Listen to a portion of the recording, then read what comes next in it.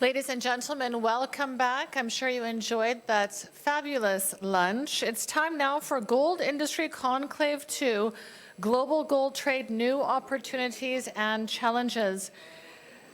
Allow me to introduce our moderator and our panelists for this session. Our moderator is Mr. Sasi, Global Industry Expert and Advisor. Mr. Saskumar is an industry veteran with more than 24 years of global market experience within the GCC, and currently he's engaged as a strategic consultant with Matrix Exchange, which is a best-in-class virtual asset multilateral trading facility and custodian. Matrix was launched in May 2021 under the preview of Financial Services Regulatory Authority, the regulator of the Abu Dhabi Global Market, ADGM. And our panelists for this session are His Excellency Joshua R. Calino, CSM CBE, Ambassador Extraordinary and Plenipotentiary and Commissioner General for Expo 2020, Papua New Guinea Pavilion. Also, Mr. Mohammed Juma, CEO of Himeros Mining, Ghana. Mr. V. Balasubramanian, Managing Director and Chief Executive Officer of India International Exchange, IFSC Limited. Dr. Tariq Al-Nizami, founder and CEO of CEO Clubs Network Worldwide. Also, Mr. P.S. Reddy, the Managing Director and Chief Executive Officer of the Multi-Commodity Exchange of India Limited. And Mr. Jitu Kataria, co-founder and CEO of DIFX Technology LLC. Mr. Bhargav Vaidya, proprietor BN Vaidya and Associates India. Mr. Jagdish R. Acharya, Managing Partner, Parker Precious Metals LLP, Ahmedabad, India. And His Excellency Terry Fikram, Director General of Mines for the Central African Republic. Let's give them a round of applause. So here the key panel discussion, what we would be carrying right now, will be related to the global gold trade, the new opportunities and challenges, what the industry is facing as on date. So we have distinguished guests and even the key panel members, and some of them are joining virtually. And the relevant team members are joined here virtually, which you can see on the podium. So overall, the structure of the gold market is facing an unprecedented wave of challenge right now, which is resulting from evolving gold demand patterns across the continents. There is a change in demand of the gold patterns, and there is a large change in the regulatory structure, the way the markets are operating as on date. And there is always a major changes going on in the regulated exchange platform, right from Indian subcontinent to Middle East or even with the US markets, the way the commodity businesses are operating these days. And the entry of new varied participants is also a key factor, which is another major challenge what the industry is facing today.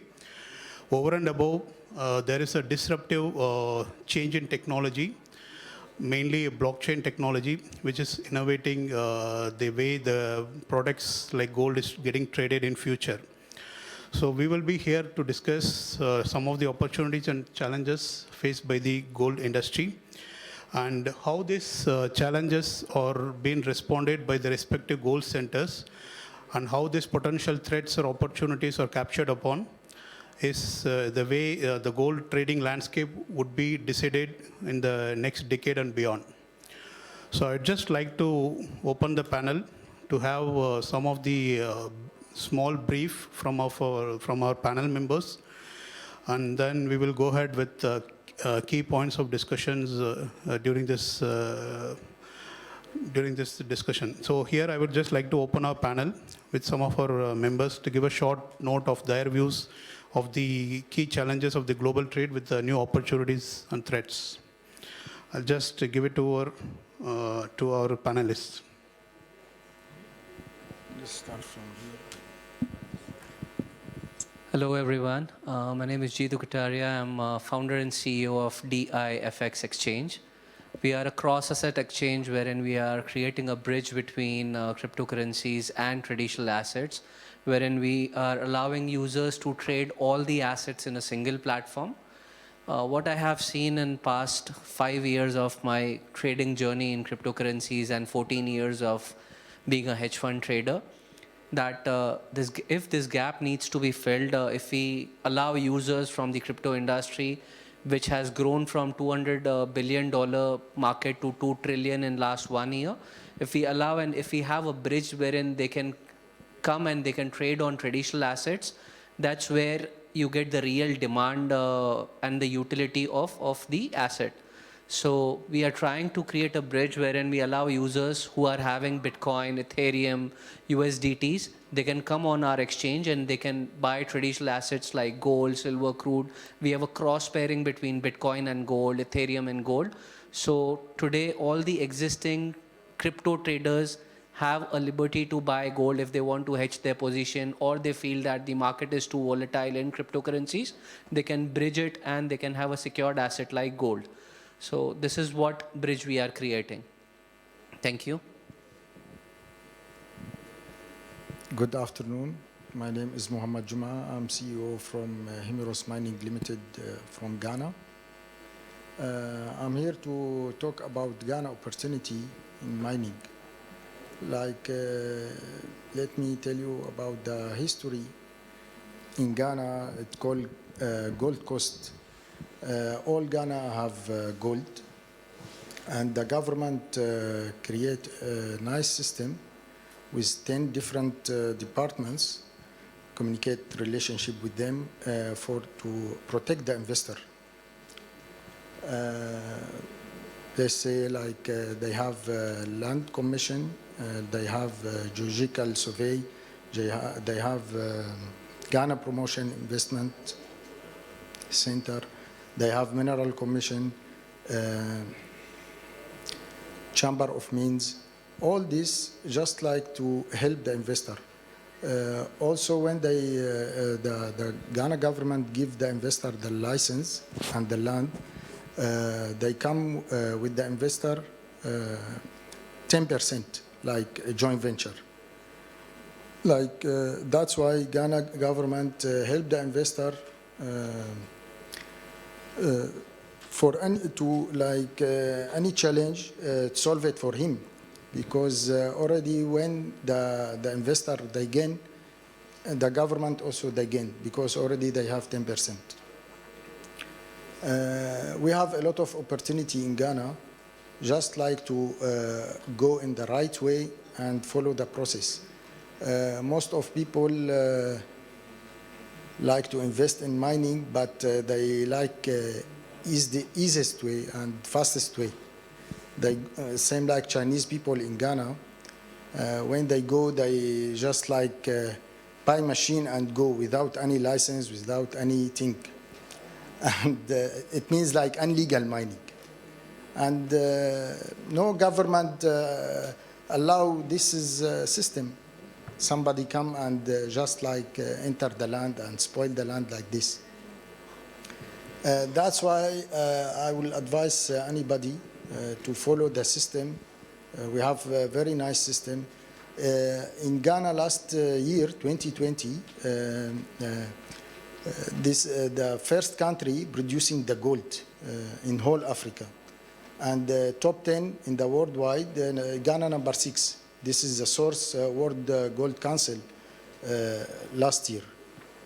And the biggest 10 company in worldwide, they have branch in Ghana, same like Newmont, Anglo Gold, Goldfields, Chirano Gold Mining, from so many years ago.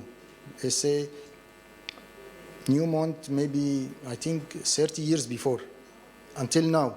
It means this is the biggest company in the worldwide, work in Ghana before 30 years until this moment without any problem, and we continue. That it means also Ghana is safe place, and like for the political is stable. Any question for the in Ghana?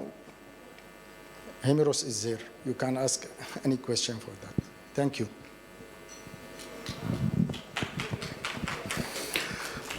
So, Dr. Tariq, what's your inputs? Well, I am Bismillah Rahman Rahim. I'm Tariq Nizami, the founder and CEO of CEO Club Network. We have presence all over the world. We are a business organization connecting businesses worldwide in all industries, including gold. And definitely, gold is one of those assets. I think we all should know that is always value is increase. So we as a CEO Club, we are connecting the mines, the investors and the traders that were involved in the gold in different part of the world. Right? And currently, I think so we are involved in financing part of some gold mines in Africa. So I think the opportunities of gold is always there. Thank you. So I'd like to have some valuable inputs from our panelists who joined virtually. So I'll go with Mr. Bhargav Vaidya, who is closely associated with the India Bullion Association. Thank you. Good afternoon. India is opening up in a very, very, very different way now. If I just would like to draw the attention to GIFT City, a part of India, which we want to make it like an international finance hub.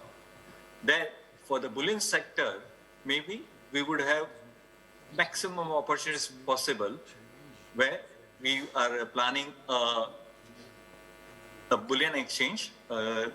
Mr. P.S. Reddy, who is on the panel here, he would be able to, guide this because he's one of the co-promoters of that exchange, which would be first started as a spot exchange. And then we believe that all products will be available. In the same region, we would be allowing all international participants and also Indian participants to work in a free, as if without any restriction as an international territory is. And this, at present, we are looking that would be a gateway of bullion into India. So gold and silver both would have a huge market there, and platinum, which is perhaps a very small market just now, will also open up directly. And with India and Middle East, maybe I'll use this forum of yours to request TMCC, DGCX and MCX and all other Indian standards to have a common standard so the goods over India International Exchange and DGCX become fungible. And maybe we can have offshore vaults at both locations. So the way India is progressing, India and the Gulf and the rest of the world will have a big advantage in bullion business in this region. Thank you. Can I have inputs from Mr. P.S. Reddy, who is the MD and CEO of Multi-Commodity Exchange in India? Yeah, let me at the outset thank the organizers for inviting me to present my views. Good afternoon, everybody. Yes, MCX has been in the forefront of gold business or a bullion business in the country. And we have taken the lead also to set up a consortium of exchanges and depositories and promoted already an international bullion exchange in GIFT City. It consists of BSC, NSC, MCX, and NSDL and CDSL. They are the two depositories in the country. And our objective is to make the region, the India as the hub for trading. And it's rightly so. We all should appreciate and understand and appreciate rather that India is the second largest consumer. Almost all 500 metric tons of gold is consumed every year, out of which maybe 450 metric tons is imported. And again, these are all average over the last 5 years. And if you take that kind of number, and there's no reason why India should not be a price setter and in this particular business. It's important to also to appreciate that the government is taking every step to make GIFT IFSC a very vibrant place for trading seamlessly. That's why there is only one regulator It is IFSCA, which is a banking regulator, which is a regulator for exchanges, securities, and depositories, etc. This is very important. So it is facilitating a faster rollout of the implementation plan. The second important thing that is also to be borne in mind is that the trading in this exchange will be in a demat form, and you must appreciate and you must be knowing that India is a pioneer, I would say, in the securities market in terms of dematerialization. Today, almost all securities are traded in demat, and there are 2 depositories which are undertaking that responsibility. Now, this has been happening since 1996-97, and I think more vibrant you will find from 2001-2002 onwards. So for the last at least 2 decades, we have been able to do this business seamlessly and so comfortable, and anybody can open online accounts, be that bank account via the broking arms of the banks, or just trading a demat account via the other members. Now, having said this, the government is also keen that even the domestic industry should also be well organized, and people are keen that an organized bullion market will actually instill confidence in the metal that they are getting and the kind of measurements that are happening, and the whole industry will be regulated and transparency will be enhanced. So in that direction, the government has announced, especially the SEBI local regulator, who will be regulating the domestic spot exchange also. They have sometime in the month of September, they have announced the regulatory regime, and still some more regulations are being framed. And again, here, the regulators are expecting the exchanges to promote a vibrant trading much the same way as we did in the securities. And it will help a lot of retail investors to buy, maybe buy 1 gram, 2 grams, or 10 grams, whatever is the denomination that they want, accumulate in demat form, and seamlessly they transfer to a jeweler. From there, they can take the products which are ready-made available in the showrooms. So the confidence will be instilled, transparency will be enhanced. I'm sure a lot of other windfall gains will come, and the spillover effects will be only positive, and nothing will be disturbing the industry. So these are some thoughts, and as we go along, I will share some more as to how we want to go forward. So the key challenges, what is being faced by the industry today is on the global gold demand, there is a shift of the market from west to east. So currently, India being the largest consumer of gold, along with China is also the producer and consumption of gold is going on a drastically and a high scale. So there is a clear shift of the gold trading happens from west to the east, and where China and India are predominantly dominating the markets. And moreover, the largest producer and consumer nations have reflected in the country's appetite to play a major influential role in gold trading industry under its relevant pricing. So undoubtedly, there is a shift in influence towards China and its current market infrastructure. They have primarily developed the Shanghai Gold Exchange, where the price discovery happens there.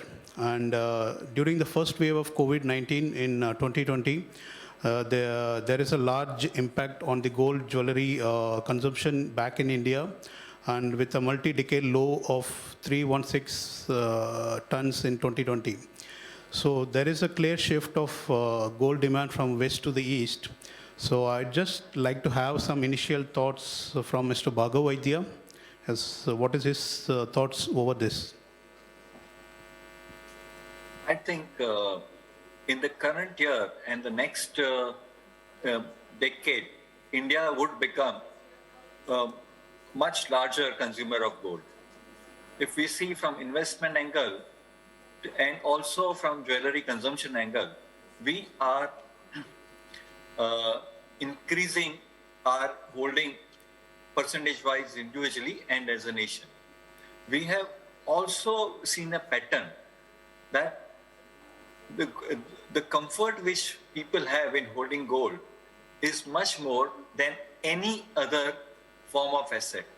The percentage of holding which is there in each individual portfolio has also gone up. And the way, as Mr. Reddy was describing, the Indian regulator is changing and the international market is looking at the scenario and the way it has come up in post-COVID thing, the dematerialization and adaptation of the gold and the jewelry industry to online trading and other demat forms. We believe that India would be much larger and in a short time, perhaps one of the largest consumer of gold in the world. The digital aspect is perhaps an area in which I believe that gold and also silver would be the fastest and the largest growing in the next decade. And this, we would have a proper regulation in place, would be open for Indian and through Gift City to the international market. And we will find, what was a slide I used to carry to all my presentation around the globe for more than a decade ago, which I like to say, we will be talking about India bullion fix. Let's not call it Mumbai bullion fix, which has to be on my slide. It could be Gift City bullion fix or somewhere, which should be a standardized price for the world. We will also have lease rates, perhaps standardized in India. And we would, or with the Indian and the global market, we will come out with one coexistent lease rates and bullion swapping system, which would mean that we are the most liquid and the highest physical market in the world. And as we used to always believe, if more than 70% of the world trade is in a kilobar form, it would become the most liquid delivery bar in the world. And we will not be dealing on large bars or 400 ounces bar as has been standardized on today.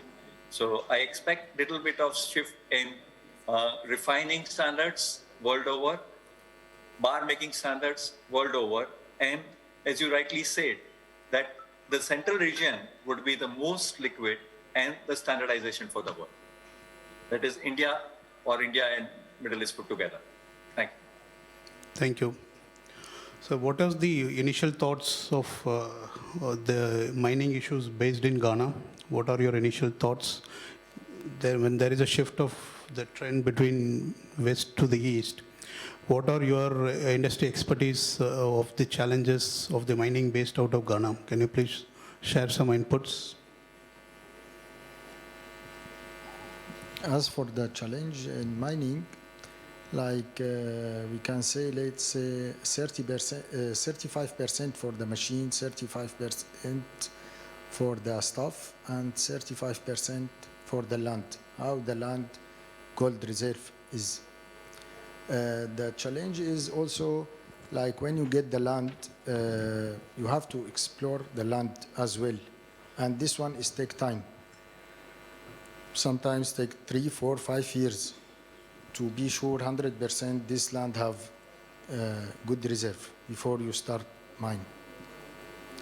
And after that, when you be sure like 100% this land have gold, you go back to the machine. If you buy old machine or used machine, every day stop and every day headache, that's another challenge. And also the staff, if you don't have good staff to work with you, another problem, you see. And in mining, it's time. Anything like the machine stop or the staff stop, it means no producing gold today, it means you lose. That's the challenge, what I see. What I advise, like if you enter, you have to bring brand new machine with good stuff and good land. That's all. Okay, thank you. So currently there is a high regulatory landscape changes going on where the bullion traders will have larger issues when operating through the banks, and there is increased compliance checks going on. So indirectly this has affected the liquidity of the gold industry. And even on the exchange platform, most of the OTC deals are getting registered onto the exchange platforms. And as per the current CCP regulation, even the OTC deals are getting registered with the clearing corporations. And this indirectly has implied most of the banks, like due to the negative pricing with the crude oil last year, and most of the commodities businesses were having a tough time, and even some of the large brokers have shut their commodities business during the last year. So this has indirectly attracted most of the prop traders, high frequency traders, or even the algorithmic traders, high frequency HFTs, all to trade the ETFs based out of the exchange industry. So there is a clear shift of traders from the OTC to the exchange markets. And again, we could see there is a new trend of influence going on right now. So recently, India INX has launched the gold and silver quanto, mirroring the INR prices in dollar terms. And this is simply to track the international prices of gold without incurring the currency risk and also the local duty charges. So I would like to have some initial thoughts from Mr. P.S. Reddy as what are the new initiatives that exchange infrastructures have taken to support the gold industry in India. I'm sure they have launched their new bullion exchange. So what are his initial thoughts of the initiative that the exchange infrastructures are taking up these days to support the gold industry?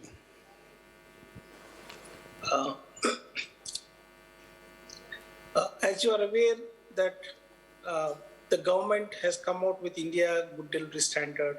So that is essentially to facilitate the domestic refiners to raise their bar and live up to the standards that are being set. The foremost thing in this industry is the trust, and in order to ensure that the trust is kept at a standard, it has a standard, and that is the way that they have looked at the LBMA standards and the OECD guidelines with regard to the responsible sourcing, etc., etc. And then they have come out with a very good standard, that is India Good Delivery Standard. And keeping that in view and in compliance with that, we have already what you call empaneled to India Good Delivery refiners who can produce and deliver India Good Delivery Standard gold and deliver on the exchange platform. And the process that we have adopted to bring all these bullion refiners into the exchange fold, I will call it exchange fold, or make it as a part of the Atmanirbhar Bharat initiative that the government of India has taken. It is essentially to give our platform or give the domestic refiners a chance to deliver the metal on the exchange platform. If once this is done, obviously the trade in the grey markets or the trades that are taking place otherwise will be reduced. So if they don't have a platform, where will they go? That's the kind of question usually people ask. So we have done that, and some more bullion refiners will be empaneled. And I must tell you here that we have only taken those technical auditors who are empaneled with LBMA, like Alex Stewart or Inspectorate. Okay, this kind of guys are the ones who are doing this kind of inspections. And thereafter, we are sending. We are also doing the financial audit, which is not a part of the. I was told it's not a part of the LBMA, and we have also taken some bank guarantees from some of these refiners. So keeping all this in view, we are trying to bring into the exchange folder, bringing them into the mainstream business, all the refiners. That's what the one step we are taking. The second step, which the government, we have appealed to the government that whenever the International Bullion Exchange is launched, because we have already kept everything ready and mock drills are going on, but we are ready to be launched. And whenever the government says we are ready to launch it, and we will launch it. So we have requested the government of India to permit domestic bullion importers to import via International Bullion Exchange, which is being favorably considered. If that happens, probably the going through the channelizing agency is an extra leg of cost, I would say. And probably the disintermediation is something that we are looking at. If they are able to participate directly on the exchange platform and then buy the metal and then import into the country, that's the best thing that can happen. So the government is actively looking at it. And I think through this forum, I appeal to the suppliers also to become members of the International Bullion Exchange or become clients of the some of the members who have already become members of International Bullion Exchange, so that they will not be left out. And we are there to handhold them, whosoever is there, and to bring them onto the table and take them, make the process very smooth and make them feel comfortable with the new system that we have set up in the gift city. The third dimension that the government is also bringing in is the hallmarking. And India, I mean Indians, and especially the women in India, love gold like anything else. Maybe they love their husbands, and next one is they love the gold that is presented by the husbands to them. So the quality of the gold that is being presented must be of high standard. So hallmarking standards, so far it's left to the bullion jewelers to choose whether they want to have it or not to have it. And now that the government is making it mandatory maybe in phases that they are implementing, that is another reform that is happening, so that the trust is further strengthened in the bullion industry and the entire ecosystem. I think these are the developments which are taking place in India to infuse the greater degree of confidence and also bring the entire industry to raise up to the occasion in the sense of the term, to bring in transparency in the industry, to bring in greater accountability and eliminate, if there are any, the undesirable practices. So I think all these things will help in strengthening the entire ecosystem of the bullion trade in the country. Thank you. Thank you. So we could see there is a large technology disruption going in global industries. The challenges and opportunities in gold industries is widely driven by the technology disruption. And this is mainly due to the innovation of blockchain, and could be the integral part of the gold value chain, which means the tracking of gold can happen from the mine to the consumer, and thereby this could strengthen the market chain with high integrity.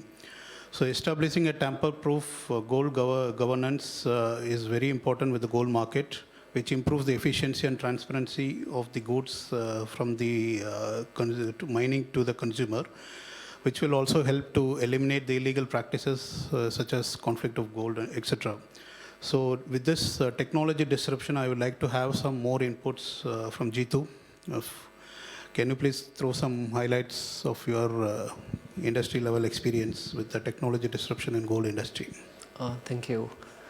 So basically what I have seen in last 3-4 years, that blockchain has taken over lots of industries, be it crude, be it pharma, wherein there are track and trace policies which are being formed and which are implemented on the blockchain for the counterfeit drugs. Today, counterfeit drugs market is more than $360 billion every year.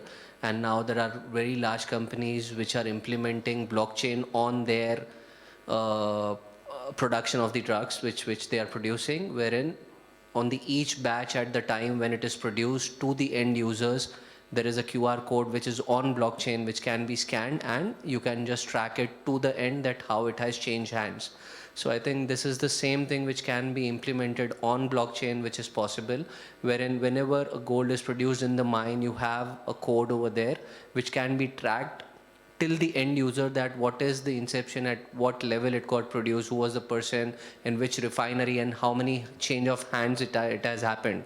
I think this system maybe 1 year, 1.5 years down the line, we will see even happening in gold. But yes, this track and trace policy has already been implemented on n number of sectors right now, and I think within 1.5 years we'll see metals and especially gold also coming out with that tech, wherein you can track the whole production to the users.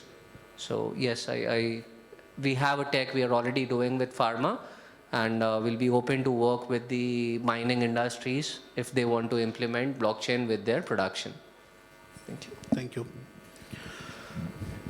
And with Dubai Expo, I'd just like to have more inputs from Dr. Tariq, who has played a vital role with Dubai Expo. And sir, can you please tell me what is the value addition Dubai Expo can do for the gold industry as per your experience? Okay, thank you. I think, we all know Dubai Expo is currently going on in another 4.5 months to go. That's definitely a land of opportunities. And as you know, the theme of Dubai Expo is creating mind, connecting mind, creating future. And I think I changed that to connecting mind, creating opportunities. So an opportunity means, definitely in the gold industry also.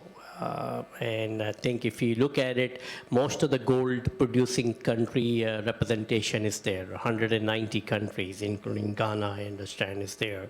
So what that means that if country representing and they are gold producers, gold users, gold traders, that's definitely an opportunity for all the people who are involved in gold industry, because 190 countries are representing, and they're representing best of their way to promote their country. So this is the opportunity for all the business community from all industry, including gold, to connect with the right people, because in Dubai Expo, the delegations are coming, and these are the delegations are the cream of that country. So if you get connected with the right people in those countries who are producing and have mines, who have, want to sell or trade or anything, I think this would be a great opportunity for all of us, for business community, to connect through Dubai Expo and take a full opportunity. Definitely gold is one of those commodities, I think, is as said before, that India and China are the great people who buys, but I think gold in every household in the world, in one way or the other. So investment in gold, trading in gold, I personally believe that it is the opportunity that never make you lose. If you hold on to gold, definitely will keep increasing. Dubai Expo, as we all know, is a great opportunity, and Dubai did a great job of introducing to all of us, and don't look at it as a tourist spot, look at it as a business opportunities. And why I say that I've been involved, where we are handling multiple countries, we're handling thousands of delegates in Dubai Expo, and I see every country delegate come, they're very energetic. They are looking for partners, they're looking for joint venture, they're looking for investment. And I'm sure that if they have the right way of connecting and the right people, there will be a lot of growth. And always the opportunities, I strongly say that we all have to create an opportunity. And I always give example on gold, that if gold is sitting on this table, it's not going to be wait for you and me. So we have to create an opportunity in gold, definitely. And I think we have a lot of experts in the room that can talk about gold, but as a general business involvement and connecting the business community for last 30 years through CEO Club, I can say that that's one of the best investment they can ever make, in investment in gold in any shape or form. Yeah. Thank you, sir. So when we discuss the opportunities and challenges with the gold industry, I would like to invite Mrs. Jacinta Manuwa onto the dais, and where she will be able to present, along with His Excellency Joshua, Ambassador and Commissioner of Papua Guinea. They will be able to demonstrate the new initiatives and opportunities of this country. Thank you.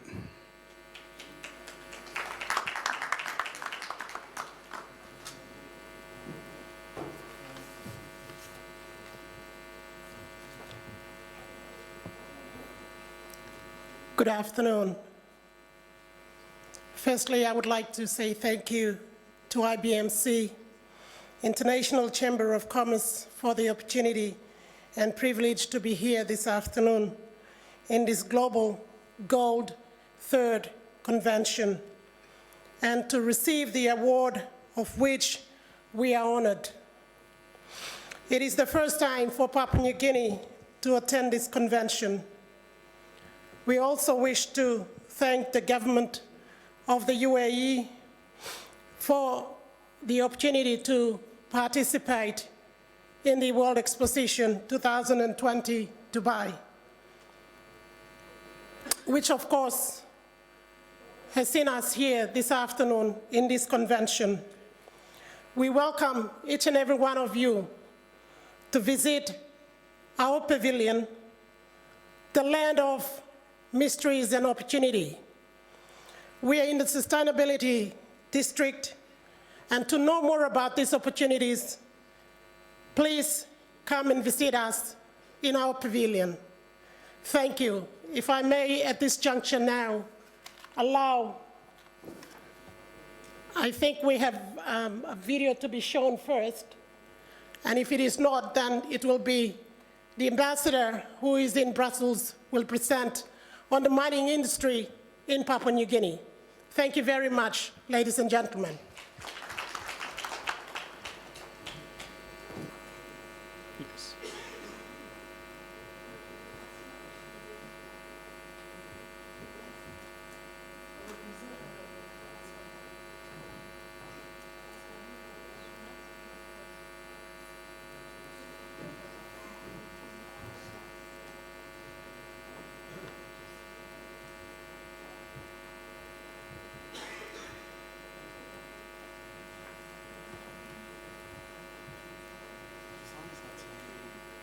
No, it's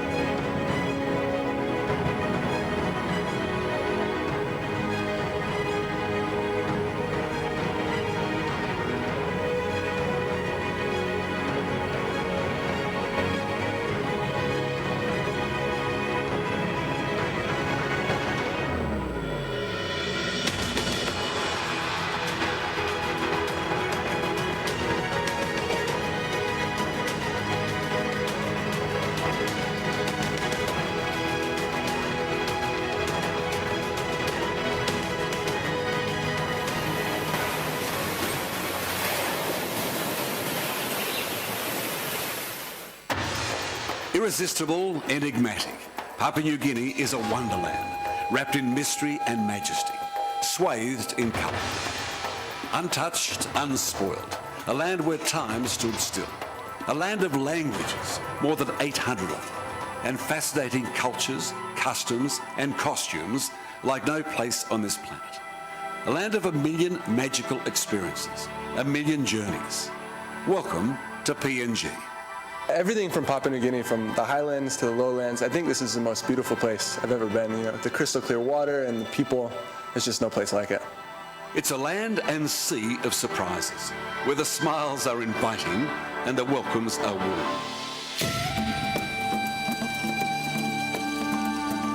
Where even the sea life comes out to greet and play. And the water was so crystal clear and blue, and you could see the fish swimming and all the dolphins jumping. It was just a magical experience. With over 600 islands scattered over 3 seas, the Coral Sea, Solomon Sea and Bismarck Sea, it's an aquatic playground like no other. Yet uncluttered, where you can pick your own private playground. Specialist dive resorts provide access to a mesmerising underwater world. Divers are treated to a kaleidoscope of vibrant colour and creatures. It really is one of the world's great marine life destinations. The very epicentre of marine biodiversity. More species are found in these clean, clear seas of Papua New Guinea than anywhere else in the world. And for those who cherish history, there's no more tangible reminder of World War II than the seabed here.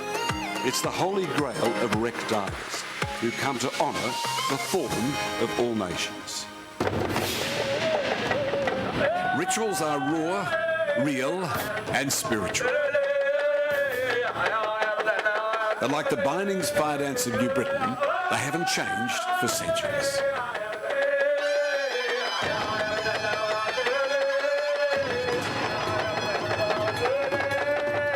Masks represent families, clans, and counterpart spirits. Ceremonies could be for the healing of the sick, burning the possessions of the dead, or to initiate new members.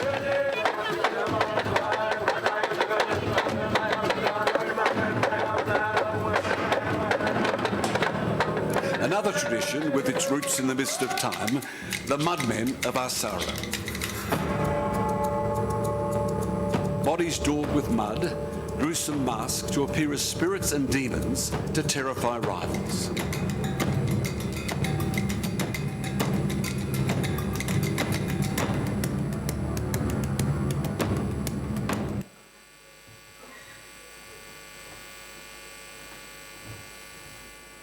Thank you. I would like to invite His Excellency Joshua Kaleno, Ambassador Extraordinary and Commissioner, Papua Guinea.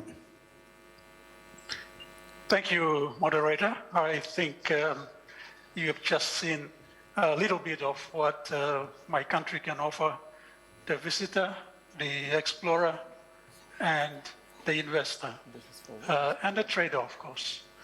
So I am here to listen, and I've listened a lot since this morning. So far, the exchanges have been very exciting, and we have a lot to learn. Papua New Guinea, however, is a green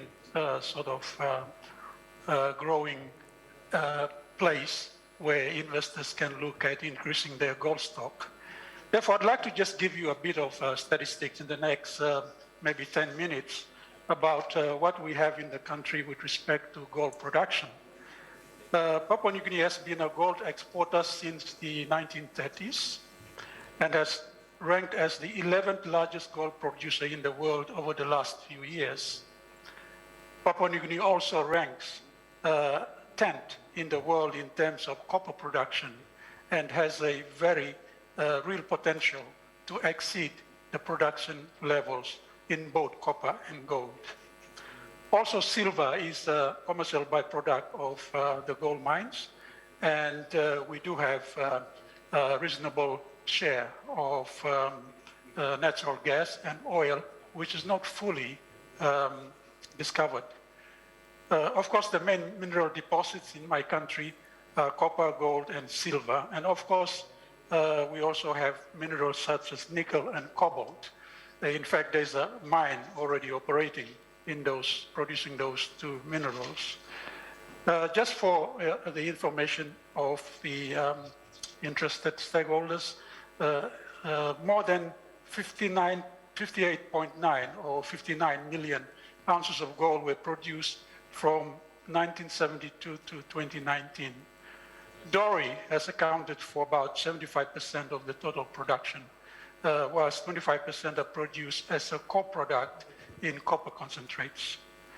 Of course, we have two copper mines, Octadi, which is owned by the state, and Kainan 2 mines produces concentrates.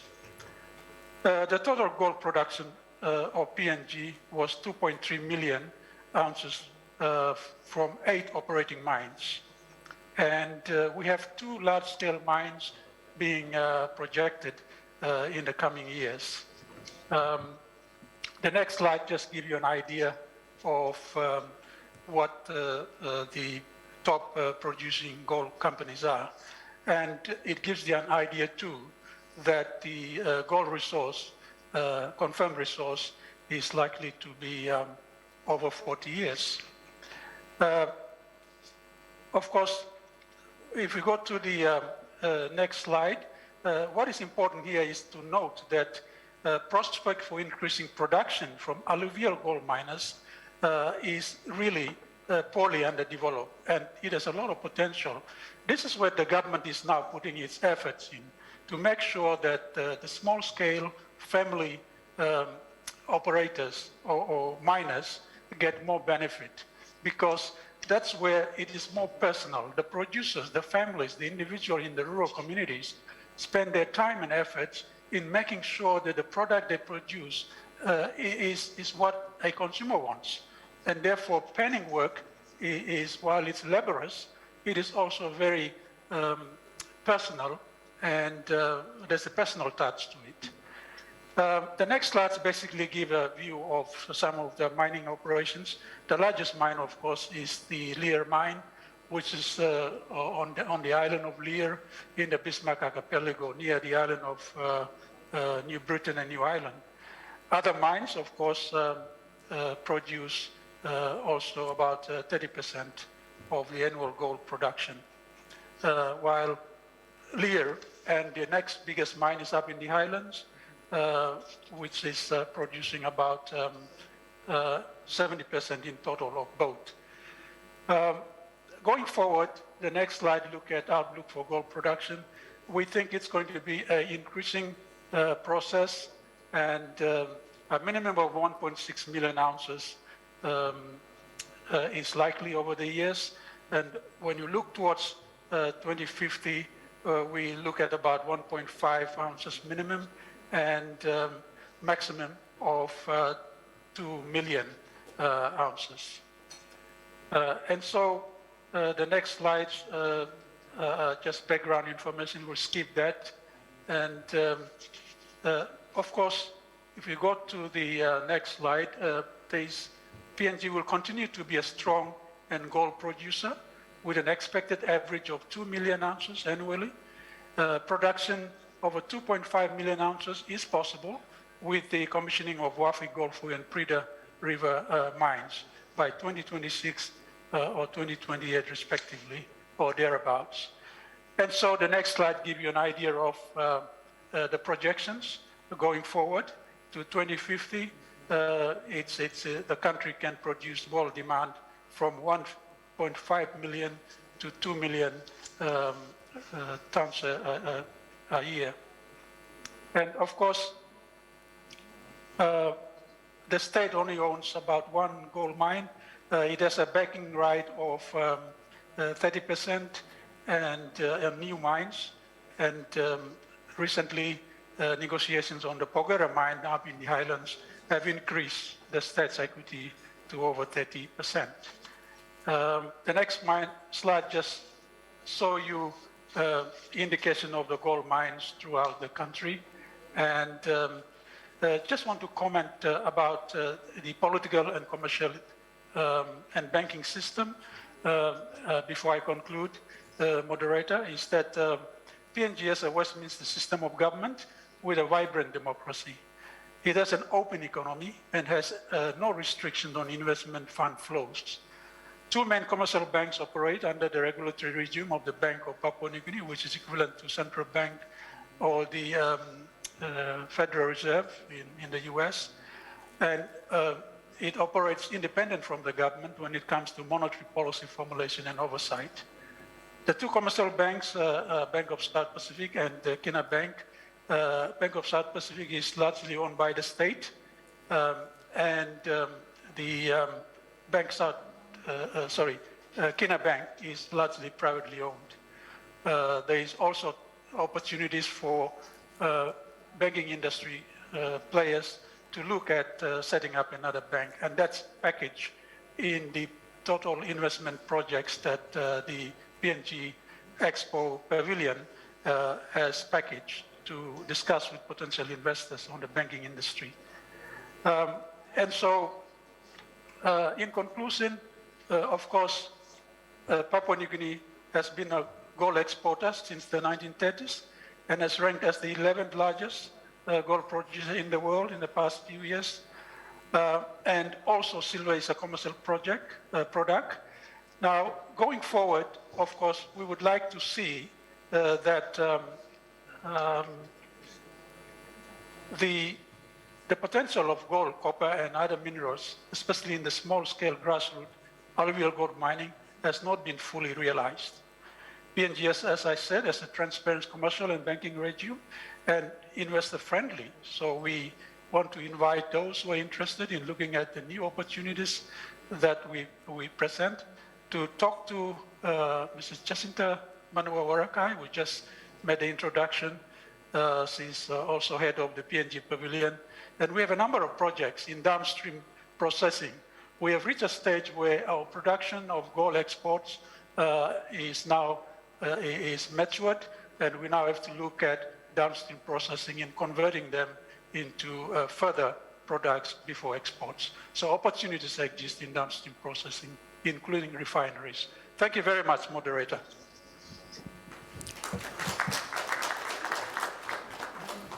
Thank you, sir.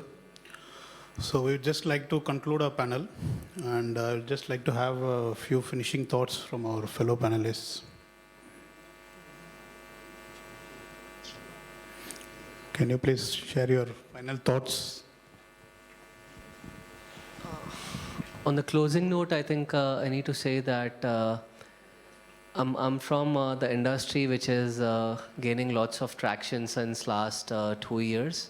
And DIFX is a unique exchange which is creating a bridge between cryptocurrencies and traditional assets, wherein users can trade all the assets on the traditional side with cryptocurrencies with their crypto assets, or vice versa, they can hedge their position with gold, Bitcoin and all. So I invite everyone to come on board, have an experience of DIFX, which is insured, fully insured exchange, and with robust KYC and AML system. Thank you.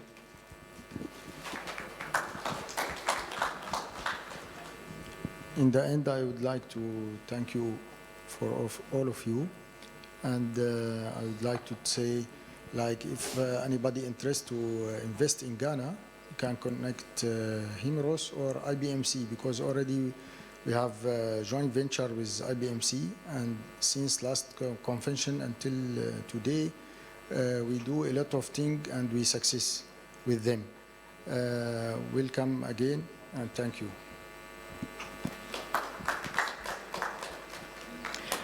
I just want to say one statement which is short past, present, future. So look at the gold, what was in past.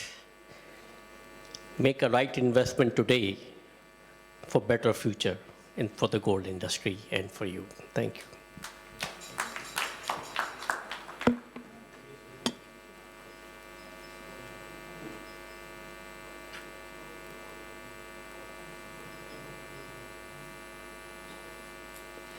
Mr. P.S. Reddy, can you please have a concluding remark?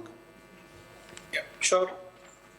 All that I can say is in the next 12 months, if you keep watching the Indian gold landscape, I'm sure you will definitely feel that it's going to change everything that's happening today to a very futuristic model. And we are all looking forward to it, and we are going to work to make it a grand success. I'm sure we have been able to make everything that we have launched a successful venture or a successful reform. We made it, and this is also equally on those lines. It will happen. So maybe when you next time invite us to the Global Gold Convention, I have pretty different things to share and much exciting. Thank you.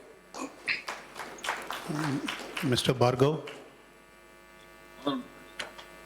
I'll dream that next time when we meet, we will have a full-fledged international metal exchange in India, and we will be discussing the modes of what would be India bullion fix, which would be accepted by the world, and a very, very well integrated and transparent international bullion trade. Thank you. Okay, hereby we conclude our session. I would like to thank all our fellow panelists for all their valuable time and their detailed insight. Thank you so much. Thank you. Thank you. Thank you very much to our panelists and our moderator. That was a fantastic session. For everyone who's here and joining us virtually as well, but please don't leave the stage yet. Mr. Sajith Kumar would like to give you certificates of appreciation. Mr. Jitu Kataria.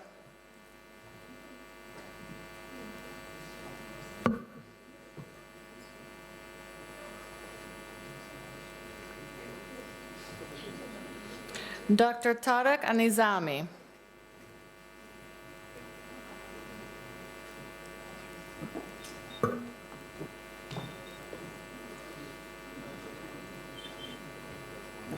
Mr. V. Balasubramanian.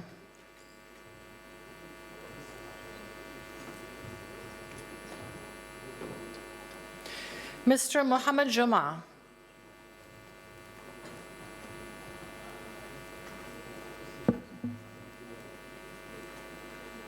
His Excellency Joshua R. Calino.